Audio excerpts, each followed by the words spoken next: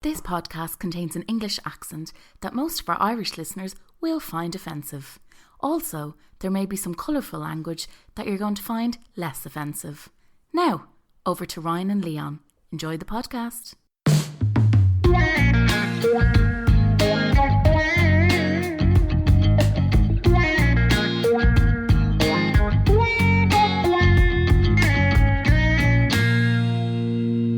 Talking about lyrics like this, see if you can follow me on this one.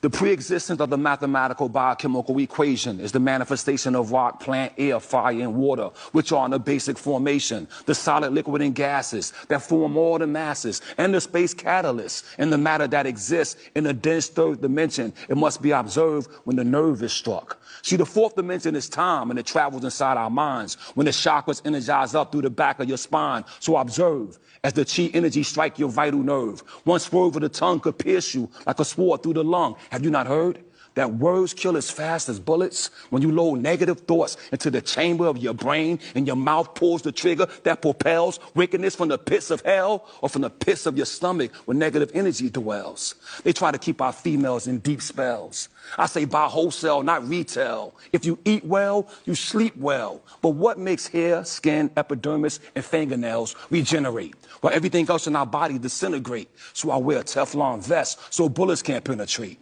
On the corner of my block, there stood this old man. He was a black immigrant from the land of Sudan. Used to tell stories to the children in my building, but he never had a dollar to keep his pocket filled in. He bombed me on Deuteronomy and the science of astronomy, but didn't know the basic principles about economy. I told him a wise man don't play the role of a fool. The first thing a man must obtain is the 12 jewels. Knowledge, wisdom, understanding to help you achieve freedom, justice, equality, food, clothing, and shelter. After this, love, peace, and happiness. He had the nappiest head. I told him, total satisfaction is to achieve your goal in the scheme of things. For he who works like a slave will eat like a king. Wu-Tang.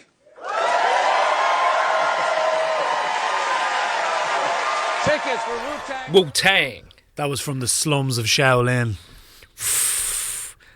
Just, what do you say? He's a I mean, bona fide Stephen genius. Colbert was taking it back as much as we were. But fucking RZA's a bona fide genius, as the other 8 members of the Wu-Tang.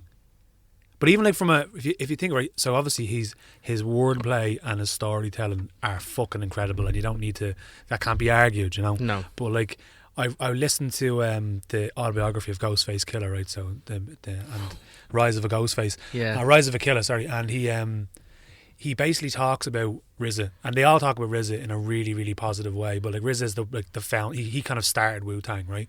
But he got basically 9 alpha males, brought them together, and they're still going. Now I know they've lost like Old Dirty Bastards and stuff like that, but like they all are still together after all these years, when from like they shouldn't be, because bands fall out because they have egos, because they have whatever. But like, even like as a businessman, when Wu-Tang were coming up, right, and they got signed to a label, he went into the boardroom and was like, right, what we want is we're going to have 9 artists on one contract, but if each one of them want to go solo, they can be signed by other agencies and other people. Oh, right, yeah. So there's not like you were all operating under the same umbrella. Wu-Tang is like a collection of 9 artists, but they can also operate as 9 individual artists as well.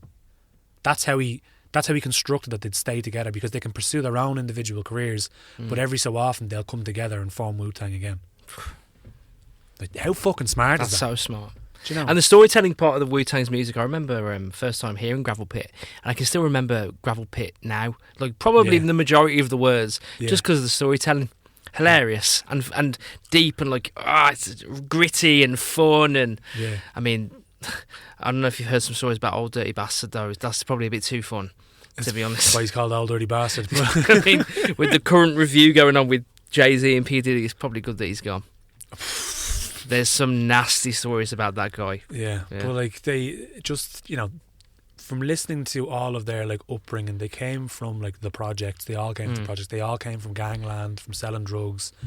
The fact that majority of them are still all alive and still like, do you know the thing that they released an album? Do you remember years ago they released 1 copy of an album? Did you ever hear this? No. So they were like, okay, obviously limited edition and limited sales would bring them the price up of something. So what they did was a couple of years ago, they released one album, as in like one copy of one album, and it went for sale for like 5 million, right? That's so smart. And the thing is, they designed a contract that it won't be released to the general public for 70 years. So you're paying 5 million to have the rights to an album that won't be heard by anybody. But there's an actual clause of agreement when you sign. You have to sign a contract. So you can have listening parties where you can bring people in to listen to it. But if anything goes online, so if anybody records it or any sort of copies, it was like, I think it was RZA, Method Man, and Bill Murray were legally allowed break into your house and steal it back. I think Ghostface Killah was allowed to go as well. And but like they were legally allowed. Murray. Bill Murray is friends with Wu-Tang. I didn't know that. There's like a story of Bill Murray going up to a bar at one stage, right, with like members of the Wu-Tang with like Ghostface and fucking RZA, whatever, and like gone behind the bar. And people are like, "You're Bill Murray," and he's like, "Yeah, no, I'm just bartending tonight." And they're like, "I'll have a beer," and he goes, "Tequila it is," and just kept giving people tequilas. Just kept giving people tequilas because he fucking can. Because he's got a life for pretending to be other people. He just doesn't. So why not? But like, and your man who actually bought the album was your man who, remember the fella a couple of years ago? He bought the. He was an absolute monster. He basically bought the medication for AIDS medication and then jacked up the prices. Oh, and made loads of money off it. He's now in prison, so karma go back to him. But like, he bought that album. I don't know where the fuck the album is now. Probably in a safe somewhere. Didn't know that. But yeah, imagine releasing one album. Yeah, you can have that exclusive as you can get. Like, Jesus, we've just come off the back of an incredibly inspiring conversation with Moss Side poet and bard Mike Garry, who's hypnotist. Yeah, we were both hypnotised by the magic of Mike. We're gonna share that conversation with you. The whole thing. It's like half an hour of just like him, just being so fucking inspiring. Yeah. My God, he's travelling to Ireland in May, doing gigs all around the country, not just Dublin, but like Cork and Derry. So he's gonna share the dates with you later on. But what a man! I was pumped after it was. You can see that, you can hear, like, I was talking about Wu-Tang, but I think it's because I was fired up by Mike Garry that I was like, I want to talk about something. Yeah, same. I wonder if it would be a good idea to share a poem of Mike. Oh, because he doesn't do a poem. In the conversation, he shares one. You guys are going to listen to this later on. He shares one from Seamus Heaney. He's a big fan of Seamus Heaney. He's going to do a set at the Seamus Heaney Centre in Derry in May. But we've shared music from Mike before, and he shared it. Maybe we need to do a poem. Do you want to do a poem? I would love to. Is that all right with you? It's fine with me. I'm gonna find a poem from Mike Garry, and there's a poem that whenever I think about Mike, I always think about a poem that he did about his mum. Oh yeah. What me mum taught me. So I'm just gonna find it, and I think we should just do it. It's in the have you heard it before? No? You're gonna love it. What me mum taught me. She taught me how to dream, that God is free, that love isn't all you need. That's what my mum taught me. She taught me I lived in the greatest city on earth and how to show my value as well as my worth. Success, it only comes through hard work. That's what my mum taught me. She said that family would see you through. Talk to Seamus, Patricia, Teresa, Christopher, Maureen and Hugh. She said, work with them and they'll work with you. That's what my mum taught me. She taught me that charity begins at home, that it's good to spend some time alone. Say something positive. Don't just moan. That's what my mum taught me. She taught me travel, Michael, sail the 7 seas. Solitude is a dead good beach. A caravan in Wales isn't all you need. That's what my mum taught me. She said, find beauty in the angry young man, but have as many kids as you can and always use a Silver Cross pram. That's what my mum taught me. She taught me through reading and writing I would escape, that I could always have my say, to say a prayer every single day. That's what my mum taught me. She said, drink too much, you'll be depressed. Take too much food, you'll be depressed. Eat too much food, you'll be your best.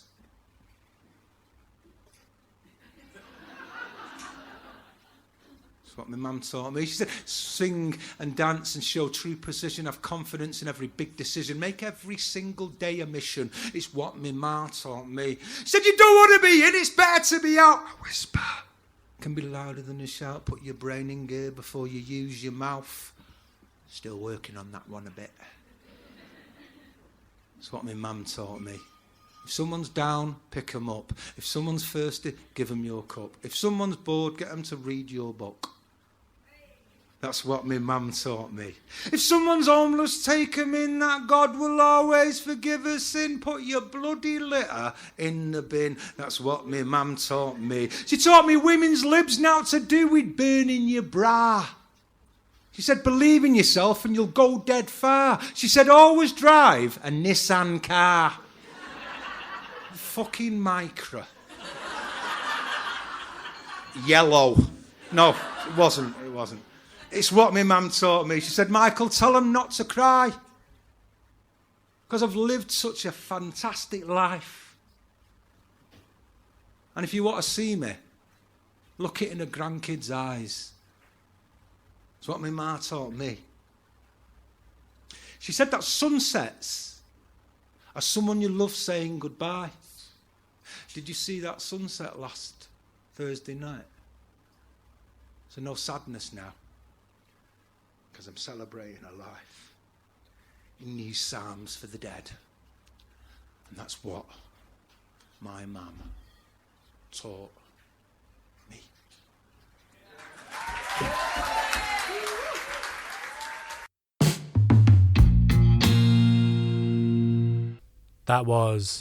That's What My Mum Taught Me by Mike Garry. And we might as well dive straight into the interview because it's a fucking cracker of an interview. Yeah.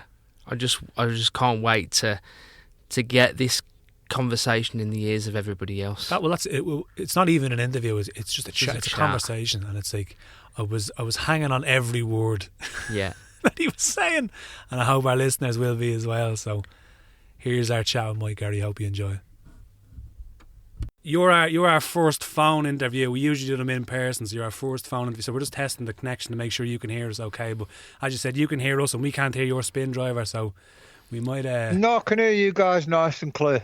Lovely. You'd have loved to be here, Mike. We're actually in the Dublin Central Library recording. We've been doing it from here from like last couple of weeks, and this is your world, isn't it? Really? Like, well, I don't know about anymore, but are you still in the libraries or what's the sus? Because you're working in libraries for you. No, I've not worked in libraries for 25 years. Wow. Yeah, I finished about 2000.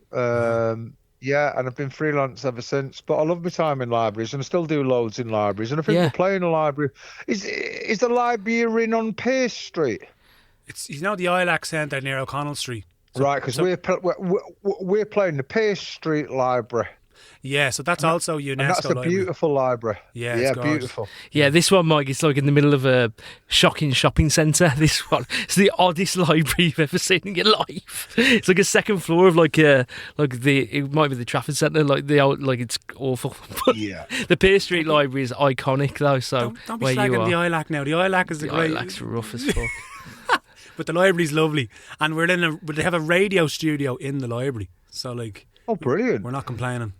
Yeah, look, we just wanted to have a little chat with yourself. We know you're coming over to do a little show. You're doing a couple of shows in Ireland, aren't you, soon? Yeah, we're doing 5, possibly 6 shows starting in Pearse Street Library on May 14th. Yeah. Then we are going to Crane Lane Theatre in Cork on May 15th. Then we are going to the wonderful Levis's in Ballydehob on the 18th. Then we're jumping in a car next morning, driving all the way to Derry to play at Seamus Heaney's Homplace in Bellaghy. Nice. Wow.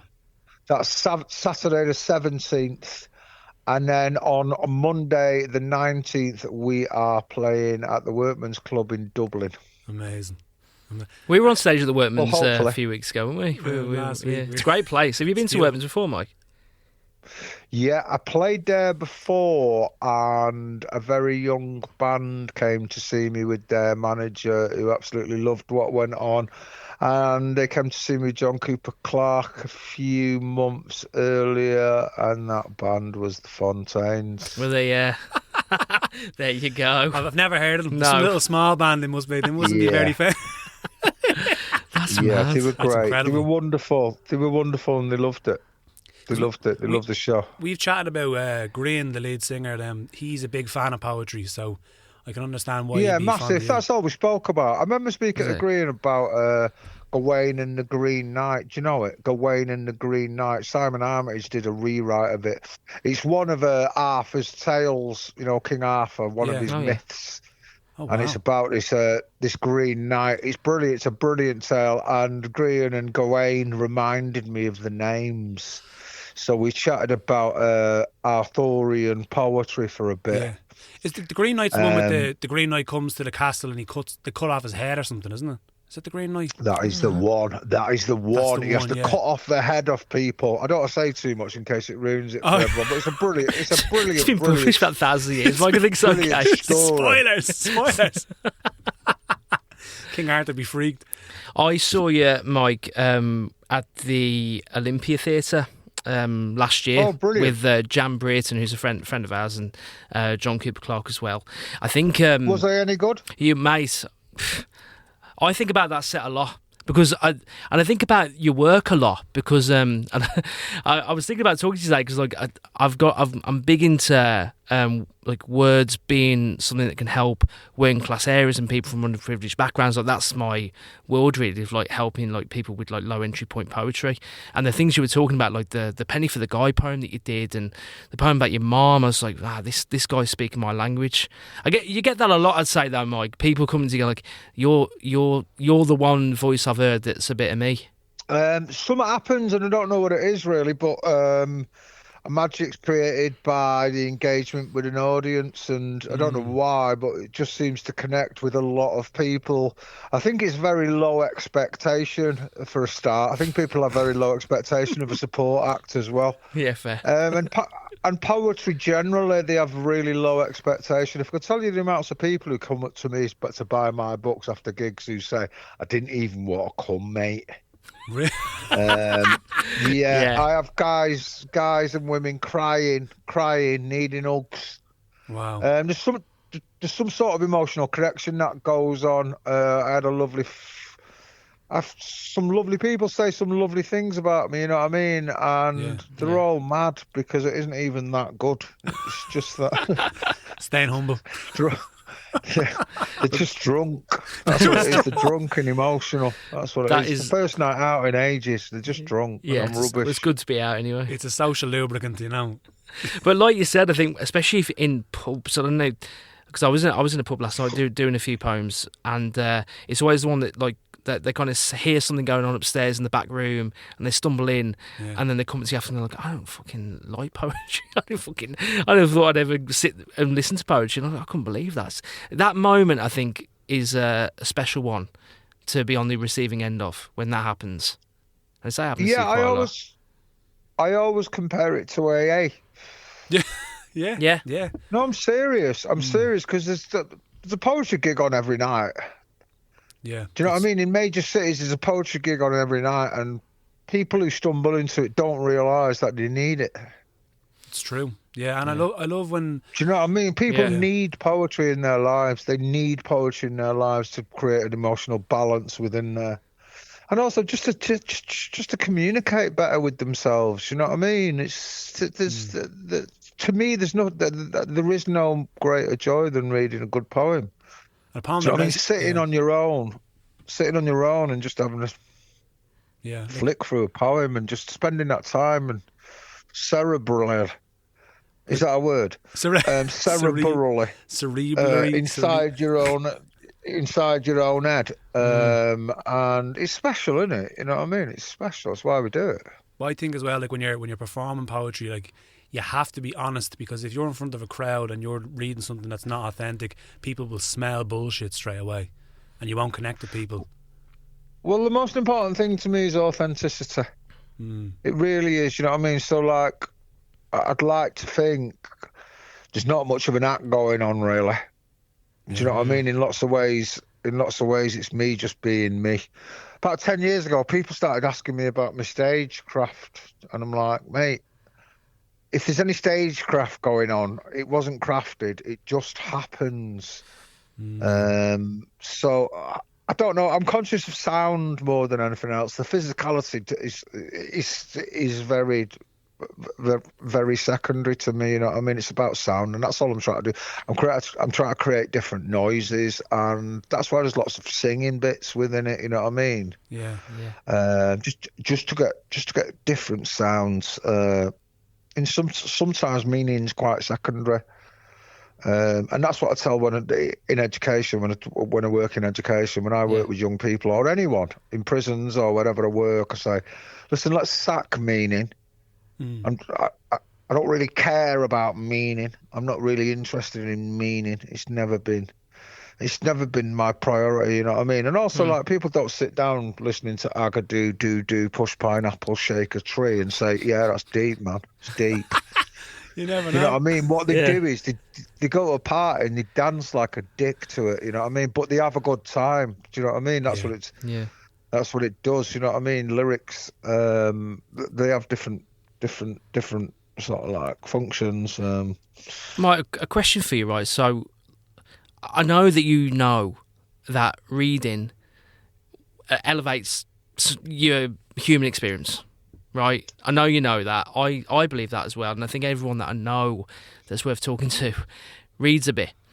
But like when you go into the prisons and you go into the areas where it's it's rough and it's people don't have an easy gig with education. Is there a sentence that you can tell someone to say, like, this is why you should read? Have you figured it out yet? Of like what the actual is like? Boom, this is why it works, because it does work, but. How do you position that and say it to someone who doesn't want to read? There isn't a sentence. No. There isn't a sentence. It is a subtle bombardment. It is a subtle bombardment whereby you start off by creating the music and the magic by making things sound good so that kids or prisoners or people with mental health problems go off into a trippy state almost. So that what you do is you get them drunk by the beauty of poetry, by the sound of poetry. Then what I do is I justify why they don't read it. I tell them why they don't read poetry and why they don't read generally. I give them a list of reasons why, such as poor education systems that don't teach us to read anymore, the class consciousness of poetry, how it is owned by academia mainly, the consciousness of what actual poetry is, what it actually is, you know what I mean? Because everyone thinks it's educationally based when really it's on the football stands, you know what I mean? It's in the stands, it's around us all the time. I lift perceptions, but the most important thing, probably one of the most important things is I shift the perception of themselves and tell them they're ace. Yeah. And just because in the whole world and everyone's been telling them they're shit just because they went to a shit school and they live in a shit council estate in a shit part of town, they're actually ace. They're actually really smart and they're actually highly intelligent. One of the first things I do in prisons is and schools is, one, apologise for the education system they've been provided with. Two, apologise for the adult population who fail miserably to support children in any way and blame them for most things due to a jealousy of youth. But in prisons, what I say to them, I have this little trial where I open up and just say, why wouldn't you be here? And then I go, why all the reasons why they're in Nick, basically. I just go for the reasons one by one. You know, do you read? No. What was school like? What was your house? And we'll ask questions like, come on, let's talk about school for a second. What was it like? Describe the library. Describe the ceiling. And then I'll go in deep and I'll go, it was nonced. You know, it was nonced. It was abused. It was battered. It was bullied. It was exposed to levels of violence and psychological intimidation beyond sort of like a 12-year-old's natural expectation. Because I know I did, and I know that most of the people that I worked with did as well. They had a shit experience as part of their education. And poetry was nowhere near the curriculum in most cases. You know what I mean? Being screamed at by people and being sort of like sat in rows and being told things you don't really want to know. You know, I call it the bullseye education system. Are you old enough to remember Bullseye? Of course, yeah. I'm 36, so yeah, 100%. TV show, yeah. So why in schools are we given books on kids in private schools, books on kids in boarding schools, books on kids in magic who go away? Why are we given these books? Yeah, why are we given books about represent the middle classes all the time? First book I read where there was anyone like me in it was Kestrel for an A. First thing I ever read where there was someone like me in it. A trampy kid who suffered bullying at school and was totally misunderstood because of his brain, you know what I mean? Yeah. I call it the bullseye effect because it's what Jim Bowen does at the end when they've lost the star prize. All our education was come and have a look at what you could have won. Wow. Oh, right. So, yeah. So here's all the material of like the people that you should be like. Yeah. But the odds doesn't create. The odds are stacked against you. Aspiration. It creates resentment. Yeah. It creates resentment because of the way it's taught. It's like a disassociation. And I'm not blaming teachers. I'm not blaming teachers in any way. Teachers are my heroes, man. Teachers are my heroes. It's not them. It's the system. Yeah. It's the system. It's the system that does it. Yeah, I never felt any connection with, like, because I was always decent in English, but like, I never felt a connection to any material. It was always the teachers who were looking at me going, I think you got a bit, like, I'm trying, like, but the material was always, like you said, Pride and Prejudice and throwback stuff. It alienates young men. Yeah, it does, yeah. The education system, especially when it comes to literature and poetry, it alienates young men. Think about it. What's the worst thing that can happen in the classroom? Being shelled, being made to look like a div in front of your contemporaries. English literature, let's look at it. It's all about a metaphor and simile. It's all about describing something but not as it actually is. So if you're 13, 14, read a poem, interpret it the way you expect it to be interpreted. Think about it. All your education system is about comprehension and interpreting things. Then all of a sudden at 13 or 14 they're asking you to start. No, let's go all metaphysical on your head now and let's start talking about simile and comparisons and metaphors and things like that. So you read the poem, you think it's about one thing, then he tells it you about something else. What's the first thing you do? You back off in the classroom. You shut up. Shut up, yeah. You shut up because you don't want to be made to look like a div because this is beyond you. But you're told how to interpret the poem. They don't ask you questions like, what do you see in this poem? It's like, here's what you should be looking for in this poem, rather than asking you a simple question of how does that make you feel, or what do you see in that poem? And that's the academic approach to the way we teach poetry and literature in England. You know what I mean? In the UK generally. You know what I mean? It's why don't we? Right. So ultimately, we're trying to assess a kid's knowledge of a subject. Yeah. Literature. Yeah. Why don't we use literature in different ways? Why don't we take lyrics to songs? Why don't we take the lyrics to songs and investigate and look to see if they've got the same skills which they would have if that had been a poem? Why don't we make things more contemporary? Why don't we make it in the voice of a diverse collection of people as opposed to sort of like one narrow sort of like BBC sort of like language people? There's no diversity within our learning. Don't get me wrong. Every now and again they'll throw in Abdul bought 4 apples or stuff like that. Yeah. But in terms of reality, you know what I mean? They're just thinking about what they're putting out. They're not thinking about the people who are receiving it. Mike, a question for you then. So, like, when you're working with young people, right? So just think about what it was like when I was younger. Maybe it was the same for you, where, like, you know that you might be the one out of the group of lads who are hanging out in the parks at night, doing things they shouldn't be and going, well, maybe this isn't the runner.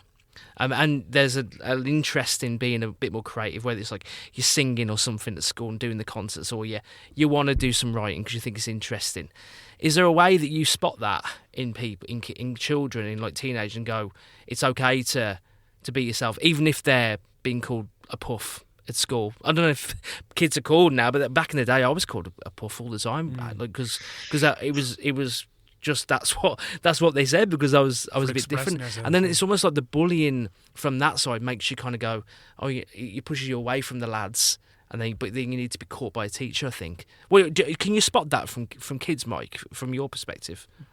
I think I honestly think it's all kids, but it's all about confidence. Some kids don't have the confidence to admit that they like art, or that they like poetry, or they like dressmaking, or they like things based upon our stereotypical images and misogynistic and sexist upbringing we've had, whereby guys do this and women do that. You know what I mean? Yeah.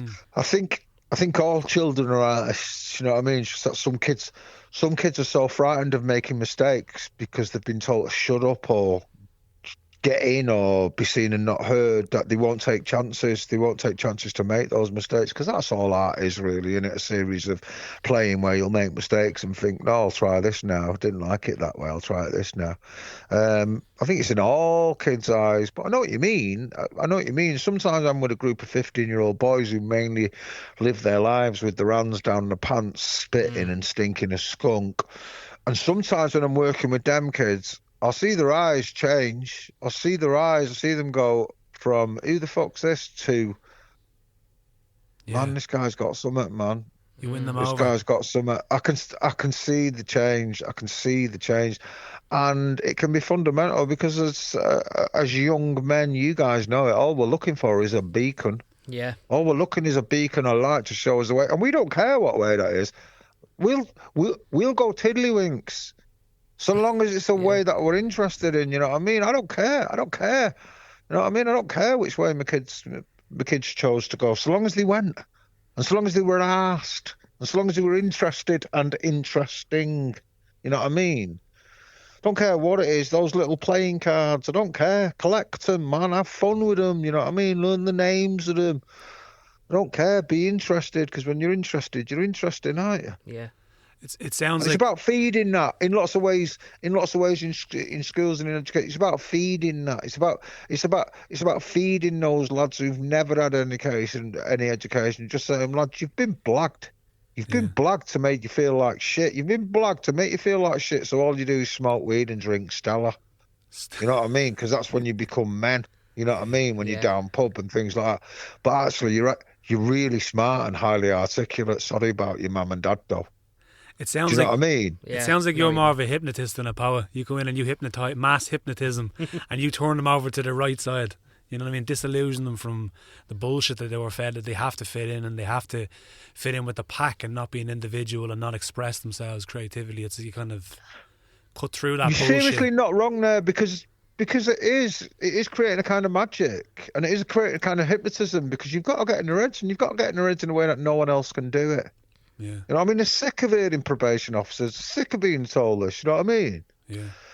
You don't hear people like me going in the rooms and telling them about my life and telling them about what I've experienced and telling them what there is a way out. You know what I mean? You don't have to be dead brainy to do it, you know what I mean? Even though you're dead brainy anyway. It's about showing a way out. It's about making them realise that if you've got language, you can do anything. Yeah. You know what I mean? If you've got language and you've got words, you can look at Darren Brown, man. That's poetry, isn't it? I mean, what Darren Brown does is a kind of poetry, isn't it? It just plays with words, really, isn't it? And just wrecks people's heads with it. You know what I mean? and what do you always need for magic? You need magic words. Do you know what I mean? Well, you're creating magic with words. You know, What's the opening line to the Bible? In the beginning was the Word. You know what I mean? It's about the words. Yeah. If you've got the words, you can create the magic. There is. We played one of your tunes here on the podcast tonight, and there is a sense of magic in that song. I think, you know, like a wonder kind of. There's a sense of wonderment in your work, anyway, Mike. Yeah. Again, are you still as full of wonder now? It's that. You come on here and the energy is palpable. Yeah. So where'd you get the wonder from? Young people obviously help. Working with them must help. But is there something else? I don't honestly what you mean. I don't honestly know what you mean, and I don't honestly know what other people mean. It's just me. It's just me, and it's just my soul and my spirit and the way I feel about what I do and how I work and how it works, and there's a lot of gratitude going on with it as well, you know what I mean? But in terms of wonder, I don't honestly know what you mean. I'm not there's a magic there that's created, you know what I mean? But that's a joint endeavour. That's a joint endeavour. I'm just the fulcrum. I'm just at the centre, you know what I mean? Weaving tales and what collective consciousness and a collective field of emotions, so let's say it's a theatre, creates emotional state. It's not me that does that. I'm just the fulcrum. It's the collective voice, the collective feelings. It's like if feelings could be visual, you know what I mean? It'd create bubbles in the room, and all this bubble would come together. And I think there's a lot of empathy and understanding with people. And I think what it is with what I do is empathy and understanding about things that people don't really talk about. You know what I mean? Things that people don't really sort of like admit to or discuss, or don't put it in the public vein. And I like to think I touch on those subjects as well sometimes, and understand that's in a lot of ways that's just me talking to myself, trying to figure it out myself. I think you need to have a sense of wonder though, or even like, I'm not sure which comes first, the wonder or the poetry, but like to write poetry, you do need to have a sense of wonderment and like what is going on around you at the present moment. To write your pieces, you know, you can't. It's not just inquisitiveness; it's like mystical, keenness to see the different windows, different people's perspectives, and like Kate Tempest says, the poetry is the window, not the view. Yeah, that before. I'm just nosy. Yeah, aye. I'm just nosy. Well, I'm glad you are. Yeah, same. Mike, is it? I want to know what's going on very carefully, up close. Is it a little too indulgent of us to ask you for a poem?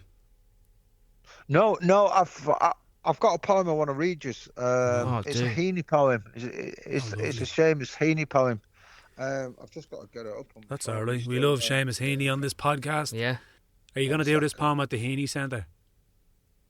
Do you know what? What I do is, I use this poem to open my set at the Heaney Centre. Oh wow. Yeah, I just love it. So this is the first words, and it's Seamus Heaney. I think it's taken from the Romanian poet Marin Sorescu. Oh wow! But I'm not 100% on that. Check it out. I'm sure there's some online. It's called The First Words. The first words got polluted, like river water in the morning, flowing with the dirt of blurb and the front pages. My only drink is meaning from the deep brain, but the birds and the grass and the stones drink. Let everything flow up to the four elements, up to water and earth, fire and air. That's from spirit level, that. Yeah. I just love it. I just love it. I think that represents the magic that you were talking about before, the magic that's created with words. I love Heaney. I describe his words as like, with me, it was like anvils falling from a great height on a young mind. You know what I mean? His words seem to weigh so much more than anybody else's. They carried so much more meaning. And don't get me wrong, I have exactly the same. Well, not exactly the same, because your relationship with poets are unique. But I have a similar thing with other poets, whereby their words carry wonder and weight, carry the magic that we've spoke about. Yeah. Simon Armitage does that in lots of ways. I think some of his stuff is absolutely amazing. The likes of Tom Leonard, the likes of Carol Ann Duffy. Yeah. These people make beautiful noises as well as create beautiful words and stories. I was going to ask you actually about this. So you're pairing up with the Cassia String Quartet, isn't it? That's what you're going on the Irish dates with.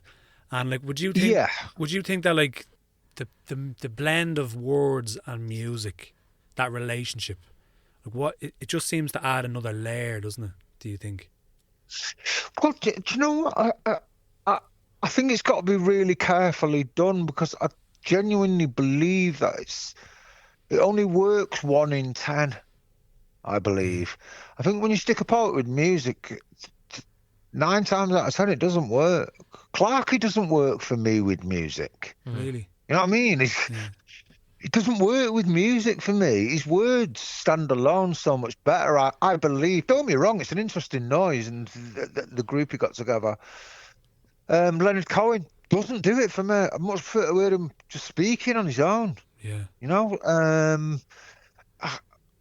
So I feel as if we're really lucky, and I feel as if we're really lucky because of the juxtaposition, you know what I mean? Classically trained string quartet from the Royal Northern College of Music, you know what I mean? These kids are geniuses, man. Geniuses. And what's happened is over the last 10 years, I've taken them from kids who could read music to young men and women who've learned how to jam and learn how to make music and compose themselves.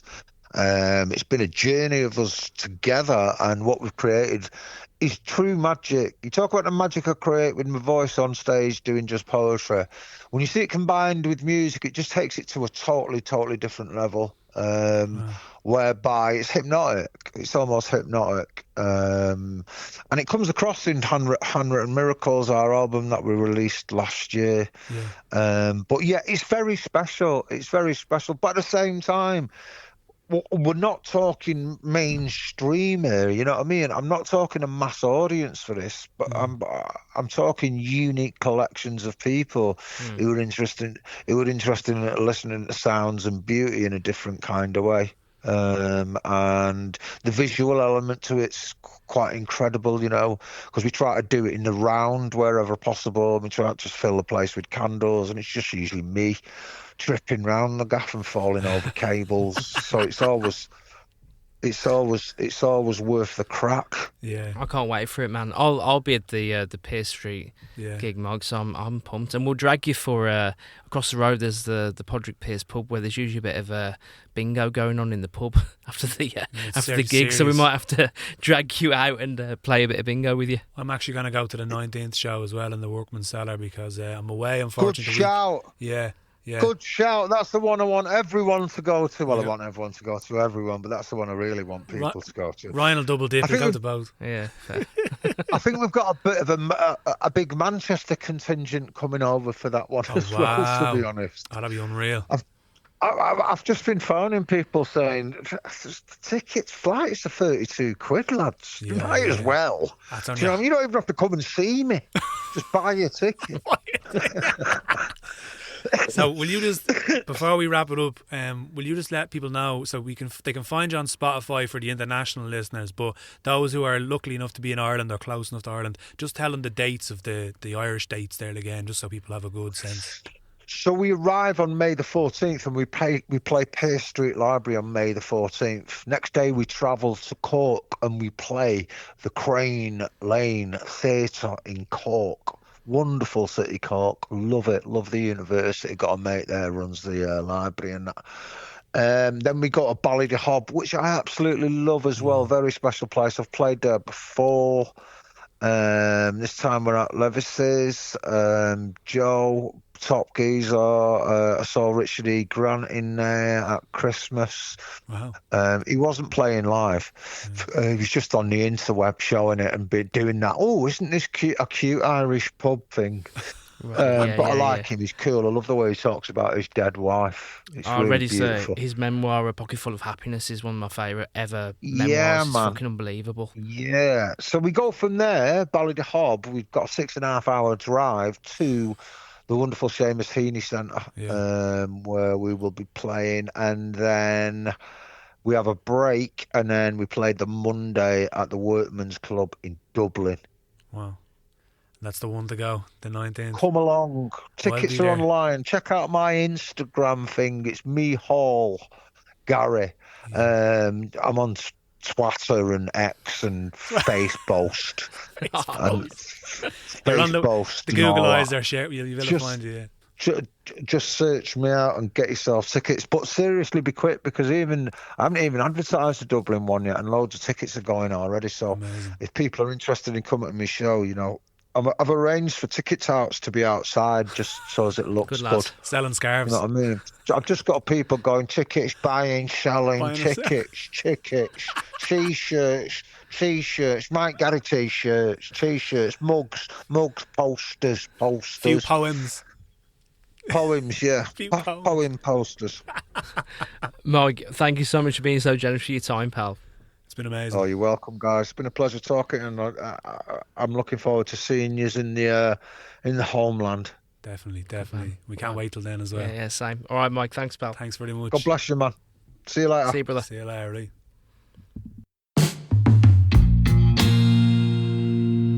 So that was Mike.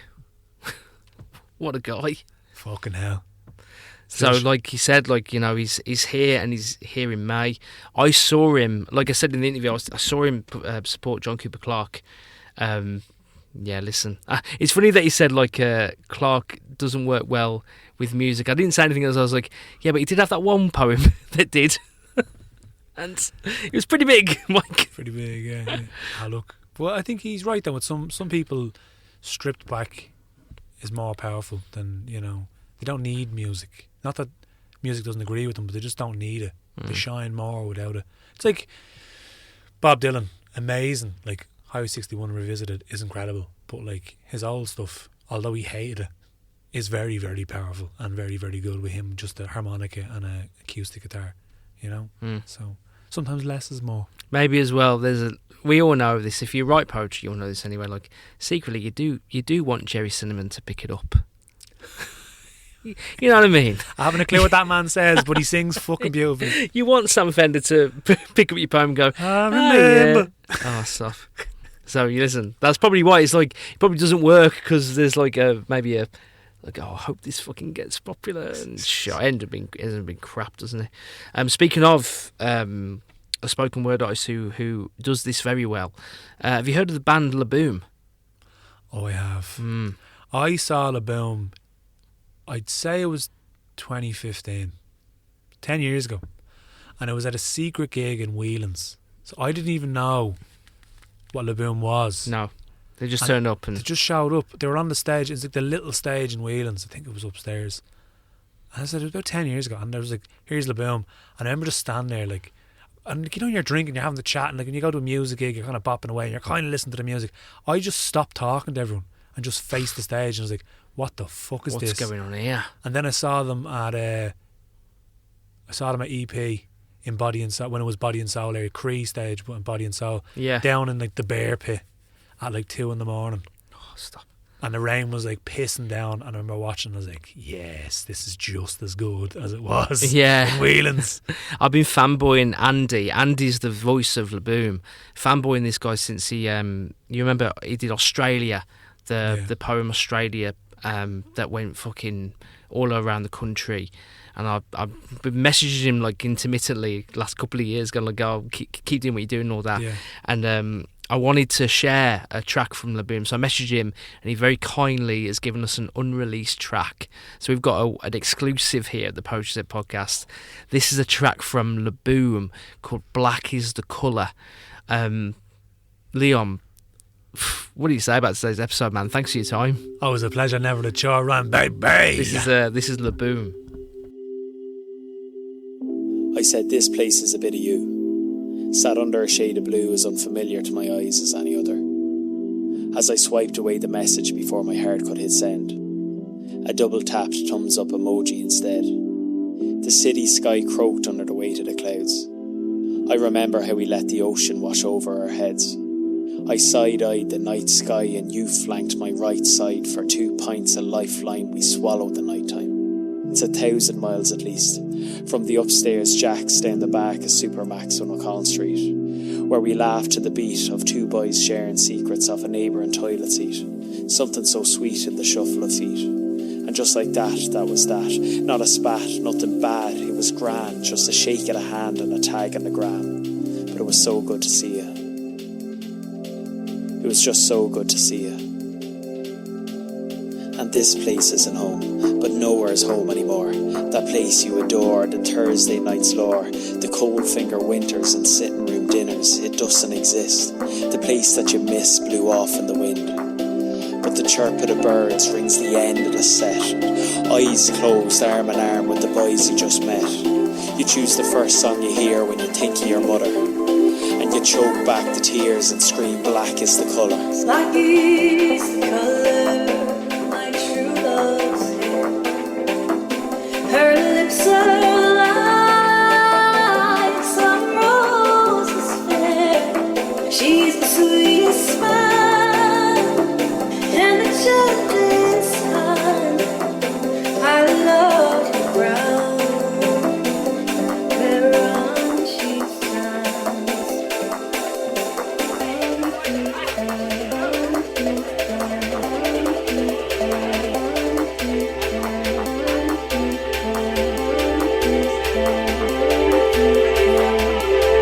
Black is the colour my true love's hair.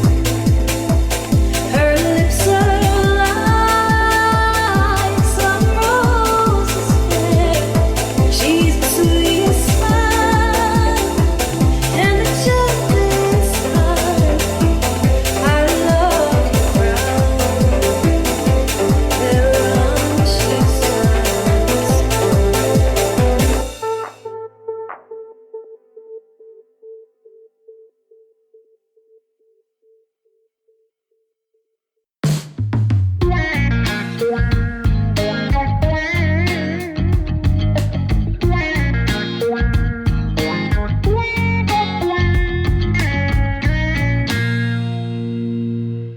Also, before we forget, Jesus Christ, sorry, we've been partnering the Whitings there on a read along for our Patreon community, and actually we'll be in the studio recording our Michael Longley special, where we've been reading The Slain Birds for the last month with our other members of our paid Patreon. If you're looking for a reason to get back into reading, and hopefully you are because you're listening to this thing, join us. It's £3 a month. We get a book recommended every month, and we have a special podcast about that book every month. So get involved. And you know what? Get your teeth around Mick R. Longley and his next book, or last book, The Slain Birds. Unreal. We're going to get into it. You want to jump in? It's £3 a month, as I said. That's probably half the price of a cup of coffee now these days. Or, 1/10 of a pint of Guinness if you want to pay for the two of us. So. Sorry, speaking of Guinness, I've got a confession to make. Oh no, I've been talking about Beamish and all. So last night, right, I was featured at Hold That Keep It at the back page. What a great night that is, by the way. If you're at a loose end and you're around Fisborough, the north side, please go along. Great night, but they give the artists a free drink. So I'm at the bar and I've got a token. And I'm like, I give this whole spiel to the bartender. I was like, right, you know what? If I'm using a free token and I'm getting Beamish, I'm making a political statement here. He was like, what do you mean? I was like, well, no, I'm moaning about the price of Guinness, but if I'm using a free token, this is a flag in the sand moment here for Beamish. Like, I am now a Beamish man. We're trying to plug our own Patreon. We are not sponsored by Beamish, but if Beamish you're listening and you want to sponsor us, we will mention you at least once every single episode. Yeah, we will. Now until eternity. We are mentioning them a lot. But then here's the thing. So Grant got my free pint, high-fived the bomb. I was like, yeah, you've done the right thing. I was like, yeah, I know I've done the right thing. Went upstairs to where the performance was, and there's like a way to order drinks to your table, and Beamish wasn't on the list, and Guinness was on the list. So I ended up buying 2 pints of Guinness. Either way, you spent your token on Beamish, which is the right thing to do. Anyway, again, £3 a month. Plugging the Patreon, plugging Beamish, the two things you up over. So we use strap for cash. Give us your money, and we'll give you some extra content. I sold a book at the gig last night. You shouldn't be strapped for cash. You got a tenner in the Revolut. I know, yeah, but still, the more £3 we get, the more Beamish we can buy. Do you not know that? It's called compound interest. We're being honest with people here. So delve into Michael Longley's books. You're going to like it. Fucking poems. They're going to be lethal. £3 a month. Get involved. And this is like you ever like wait in a film for the post credits to see if there's anything fun. So this is what this is. Yeah. So next time when you listen to the podcast and you think the music's at the end, maybe it's not. Sometimes we'll have a little nugget. Give us more Beamish money. Come on. Yeah, see you later. Love yous.